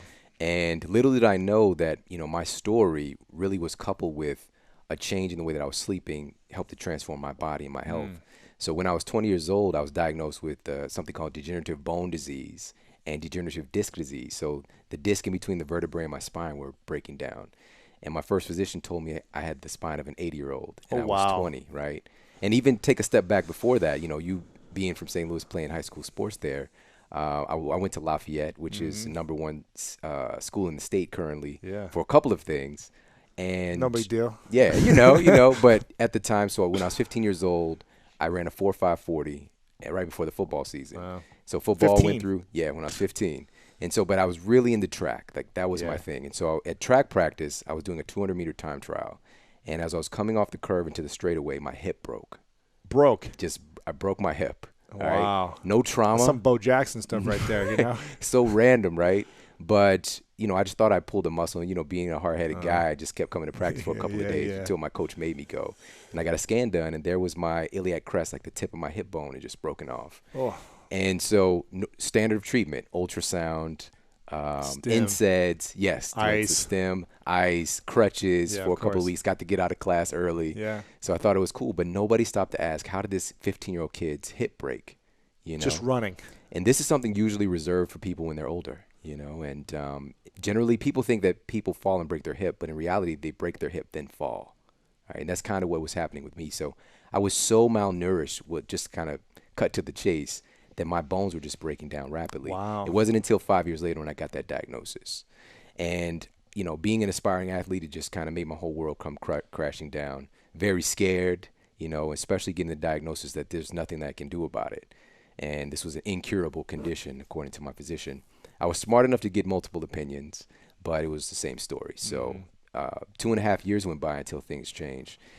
And I definitely dipped into a state of depression for sure, kind of mingled around in that and gained about 50 pounds of unsexiness. And I was a fluffy version of myself, man, and just was definitely off track in my life. But ultimately, things changed when, man, I just really decided to get well. I got the last note from the last physician I saw, and he said the same thing the other ones did. And it's just like, if I don't change my life now, I'm never going to change. So, and most people never make the decision to get well. That's the issue. It's like, I'm going to try, like you, I'm going to try to hit the New York Times bestseller list. Right. No, this is done, you Yeah. know? So when you make a real decision about something, it's from the Latin de, meaning from, and kaidere, which means to cut. So you cut away the possibility of anything else. And so I made a decision to get well. And that really drove me into when I initially went to school. It's so funny, taking a pre-med track, you don't have to take nutrition. But I just happened to take nutrition the first semester.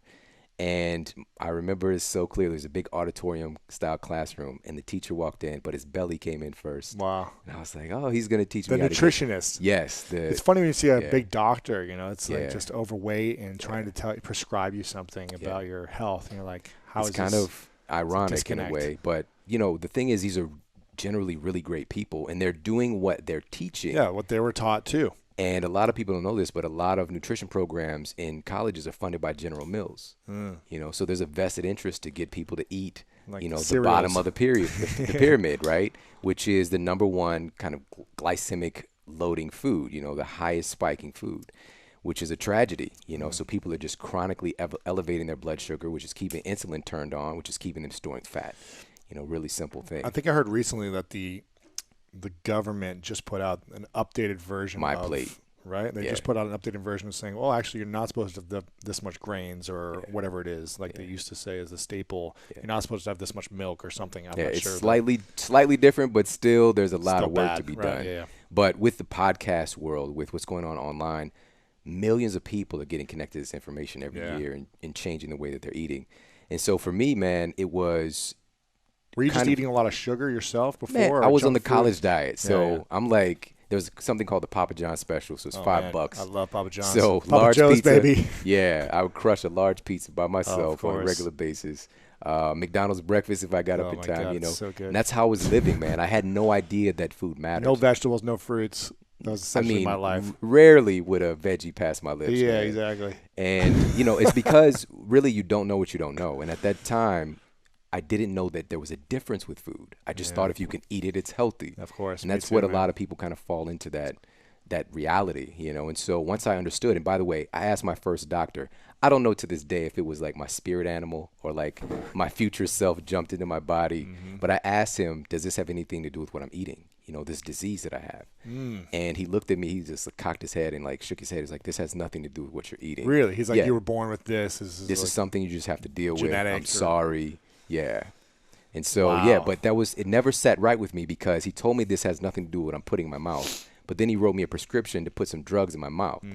Right? So that's the level of, but I didn't know what to do. I just knew what he told me to do. Yeah, and these are the experts. Yeah, They and have it's effectively like we just mentioned Dr. Lissa Rankin, who I just talked to. It's a nocebo effect, which is giving somebody a negative injunction saying there's nothing you can do about this, or you've got 1 month to live. And seeing people who walk into the hospital are wheelchair bound within a day after getting a terminal illness diagnosis. Right. And so the power of our minds is very powerful, man. But for me, so to kind of wrap up the story and see the light at the end of the tunnel, I'm a very analytical person by nature, like I mentioned. So it wasn't like I made this decision and unicorns came out and the clouds parted. I really dug in and decided. I remember going to school and learning this stuff, but I was taught a lot about disease, and problems. I'm going to learn everything that I can about health in the human body. So there was basically 3 things I did. Number 1, I changed the way I was eating, funny enough. Number 2, I started to move again.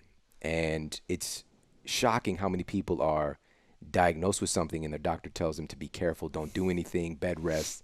Your body requires movement in order to heal itself. So I started to exercise again. And the third thing was... So not actually resting and requires movement. Yes. Is that true? There's this crazy study, and I actually mentioned it in the book. It was done on horses. And, a racehorse can be potentially, millions of dollars, the value. Yeah, of course. And if they break a bone, that's grounds for the animal to, get put down, quote, put down. Yes. And so there's a really vested interest in keeping that horse's bones healthy. And so with the study, they had the horses start taking calcium and other supplements to increase the bone density. And there was some change, but there was even more change, more radical change, if they walked the horses and gave them the supplements. So there was a study with, so one group of horses just got the supplements, improved, walking and supplements, radical transformation. So And this is because... Go ahead. Sorry. No, this is because your body really assimilates nutrients through movement. Not through sitting there and resting. Right. I mean, you can do some stuff, but when you really move your body, it's actually turning on, activating biochemical pathways for your body to actually assimilate stuff. No, if you have a broken leg, of course, you're not supposed to be walking on it. And especially, if you have an acute situation where, you just got hurt, take a couple of days off. But then from there, you need to do what you can. A little bit of movement at a time. Right. Do what you can. Not like to extreme pain. Yeah, that's but just silly. Just a little bit of movement around time. Yes. Okay, I just want to make sure we're Yeah. clear. Like, oh, well, I broke my back. You're telling me to run? Not today. Yeah. Not today. Yeah, Gotcha. you want to take your time, but you want to do what you can. Some movement. And it's also, especially, being an athlete, you start to fall into a victim status very quickly. That something's wrong, things are just going bad now, and we start to self-pity instead of just being proactive. It's easier said than done, but a big cause of you getting well, because, you usually hear about cause of problems. A big cause of you getting well is you being active, for sure. Okay. So and what was the third thing? So the third thing, and really quickly, so with the nutrition piece, and that's really my domain. That's where I've been operating for a decade and a half now, clinically. And man, it was really simple, man. I did the low-hanging fruit. So instead of eating like a McDonald's burger and fries, I'd go to, I was shopping at Whole Foods, which just opened in St. Louis, which the Midwest is kind of late to getting a lot of stuff. Really? It just opened there? Yeah. I thought it's been there for a while. Yeah, this was, let's see. So this was a while about, ago. this is about 16 years ago. Gotcha. I was like, no, I thought you said it it's just been there. opened. I was It's like, packed what? there too now, Yeah, man. But when I was first started shopping there, it was like me, some random old guy, and then Right. like a lady with a Some tie-dye yogi shirt woman. on, Yeah. right? And so, but I thought it was so cool. It's like all of this stuff. And of course, I would meet a lot of major athletes there as well, of like course. Isaac Bruce I would bump into regularly there. So it was really interesting and kind of changed my paradigm. So I started to eat grass-fed beef instead of whatever conventionally factory farm beef from McDonald's, a sprouted grain bun. Instead of fries, I'd get a bunch of broccoli. I just did small changes that I could. And I was drinking water like I was getting paid for it, And so here's the thing. This is so cool, guys. This is really what transformed my body. So I started to ask the right question. Questions are so powerful. Of course. So I asked, what is my spine actually made of? And then dug into the research, and I was shocked because when you think of your bones, what's the first mineral or nutrient you think of? I think of calcium. Exactly. I don't know. I'm ignorant though. So. This is where everybody lives. The majority of us. There's like 200 other factors that are equally as important. That's just the big marketing one. Right. Right. And so it's things like magnesium, silica. I needed vitamin C to help to regenerate tissues. I didn't know that. Sulfur-bearing amino acids. All these interesting things I'd never heard of. And no way was I getting that via Papa John's and Sunny Delight, So I changed the way that I was eating, and I was Egg starting McMuffin wasn't bringing the nutrients, man? No, it Come was on. missing it, man. It was missing the mark. And so I started to look for the foods that had those things in them. Yeah. And then there was a radical transformation in my health. So the last piece was sleep, rest and recovery, man. When I started to do all this good stuff for my body and training again, and again, I just started where I could. I started off on an elliptical, then a stationary bike, walked, picked up the weights again, and I naturally fell into a normal sleep pattern. And 6 weeks later, man, after making that decision, I lost 28 pounds. The pain I'd been experiencing every day for 2.5 years was gone. Ultimately, about 9 months later, I got a scan done, and I had 2 herniated discs that retracted on their own. Wow. I lost 3/4 of an inch in height, and I grew 1/2 an inch back. Wow. Which was crazy, right?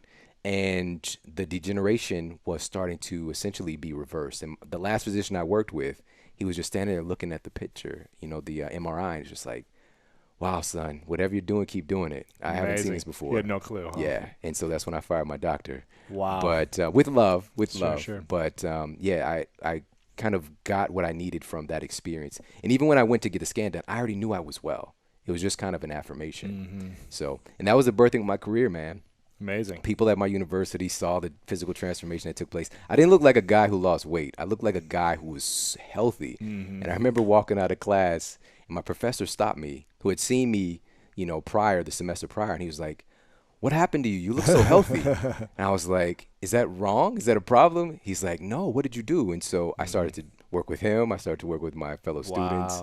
And working at a university, I had such a great bank of people from different cultures and different countries to work with. And it really taught me a lot. And so since then, I've worked with thousands of people clinically, but, hundreds of thousands through, the podcast and through speaking and all that good stuff, through books. And it's just been an amazing ride, man. Amazing, man. Okay, so when did you really dive into sleep as like, I'm going to understand every, you're an analytical guy, you go all in with something, you do it to like the max. I don't even know what's in that water, how it's processed, but you have everything. You like, water doesn't touch your body unless it's filtered a specific way. I know that about you. You don't take a shower unless it's filtered away. So everything is like to the extreme in the way you do it. So when did you say, okay, I'm going to know everything about sleep, Yeah. like more than anyone else in the world? I'm going to Yeah. learn from all the experts. When did that happen? Yeah. So that was about 5 years ago, and Okay. seeing this transformation in my clinic and seeing it with people, firsthand. And what type of clinic do you have? So this was a nutrition consulting practice. So I'd Okay. work with a lot of physicians, would bring their patients over to me, chiropractors, Uh-huh. things like that. And so I would help their patients. Gotcha. And, it was a great team, great network of people, Sure. and just seeing some really remarkable results. But across the board, man. And by the way, you mentioned about, physicians not necessarily being healthy. It's because it's the way the system is set up. Some of the most important people and the smartest people in our culture, our physicians are brilliant, Yes. but the system really beats them down, Mm-hmm. and puts them through a lot just to be able to serve A lot people. of stress. And Yes, yes. of course, of course. And so all of us teaming up, and it really kind of opened the door for me to do this research. Sure. And right off the bat, man, I started to understand why I got well. And so I dug into that first, like what's going on during sleep that makes you recover faster. And so here's what's so cool. If you and I right now, we go to the gym after this interview, and we're standing there looking at the gym where it's like we're going to have the best workout of our lives. We're going to crush it. We're in better shape then than after the workout. All right. After the workout, if we go get some blood work done and I get you a hormone panel Yeah. done, it might look like there's something wrong with you. Sure. Your cortisol is going to be elevated. Blood sugar is going to be wacky. Your inflammatory biomarkers are going to be up.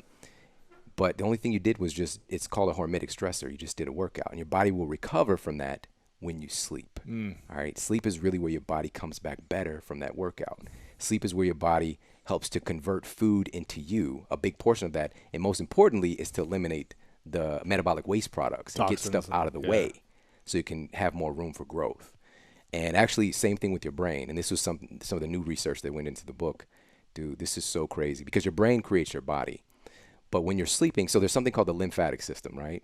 Your lymphatic system is basically your extracellular fluid. You have four times more lymph than you have blood, all right? So this is kind of the body's channel for eliminating waste. If that lymphatic system gets clogged, nasty stuff is going to start happening. Just kind of like your plumbing in your house. Like if it gets backed up, stuff's going to get kind of Right. gross. Right. And so, but your brain has something called the blood-brain barrier. And so stuff can't just readily get there. Matter of fact, your lymphatic system basically stops at your neck. So your brain has its own lymphatic system. It's called the glymphatic system, which a little shout out to the glial cells in your brain that control it.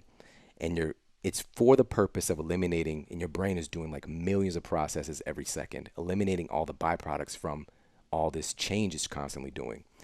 And it turns on, the lymphatic system is 10 times more active when you're asleep than when you're awake. All right. And your brain cells actually shrink about 60% while you're asleep to make more room to eliminate waste. It's really important. So what they're finding is that conditions like Alzheimer's is probably an inability of your brain to eliminate waste. Wow. It's just compiling all of this stuff, right? So started learning all of that, but I didn't talk about all of that stuff publicly. But because it was too much, man. There's so much information out there that people didn't know about unless they start to ask the right questions. Sure. So. Crazy. Okay. What actually happens when we sleep? What is the process? Like, what is our body doing specifically, just so Yeah. I'm aware, in terms of how does it take in the nutrients or burn the fat or whatever it does? Like, what happens? How's it recovering? Sleep is so weird though, and this is part of the reason our culture looks down on it in a weird way. Like if you got 10 things to do, sleep is one of them. Yeah. You Neglect to ixnay. sleep. Yeah, Sleep when you're dead. exactly. Sleep is for those who Hashtag are no broke. sleep. Yeah. Right. And the only thing that's It's like a badge of accelerating, honor. Like, Right. who slept less? You know what I mean? it's just accelerating the day to when you are sleeping when you're dead, because Oh. your body's really transforming itself while you're asleep. So sleep is sort of weird because I think they did it before you go into that. I think some documentary I saw, I think it was on happiness, talked about like the happiest people in the world or the oldest people in the world. One of the things they say is like we slept a lot. And the Yeah. people over 100 years old, like the key to living a long life is sleeping a lot, It's taking valuable. naps or whatever Yeah. it may be, and also getting like 8 hours of sleep every night. Yeah. And so that's one of the things too is that, at no point in the book do I say you need to get blank hours. It's more about the sleep quality. And making sure that your body's getting the natural, normal stages of REM and non-REM sleep, because that's really what's changing you. So we'll start with the brain first. So this interesting process happens. It's called memory processing with your brain. So you've got these synaptic connections that happen just from people right now listening. This data is changing what's going on with their brain and becoming physical structure.